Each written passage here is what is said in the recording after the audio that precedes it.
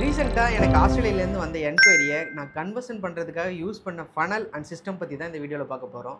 அதுக்கு முன்னாடி நம்ம வீடியோவை சேவ் பண்ணிவிட்டு பாருங்கள். First thing awareness. கஸ்டமருக்கு எங்களோட சிஸ்டம் அண்ட் பாலிசிஸை பற்றி தெளிவாக சொல்லிட்டோம்.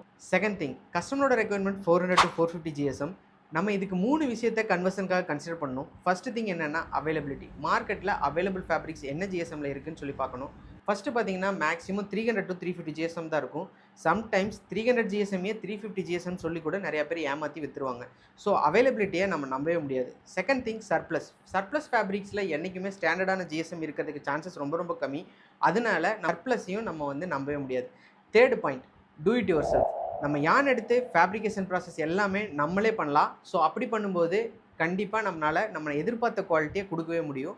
ஸோ அதனால கஸ்டமர்கிட்ட இந்த விஷயத்தை கன்வே பண்ணும்போது அவங்களுக்கும் நல்ல இம்பாக்ட் கிடைக்கும். அது மூலிமா சேல்ஸ் நடக்கும். இந்த சேல்ஸ் நடந்ததுக்கப்புறம் நம்ம வேல்யூ ப்ரொவைட் பண்ணும்போது கன்சிஸ்டண்ட்டாக சேல்ஸ் நடக்கிறதுக்கு நிறைய சான்சஸ் இருக்குது. இந்த மாதிரி டிஷர்ட் ரிலேட்டட் டீட்டெயில்ஸ்லாம் தெரிஞ்சுக்கிறதுக்கு மறக்காமல் நம்ம பேஜை ஃபாலோ பண்ணிக்கிங்க. See you on next video. Bye.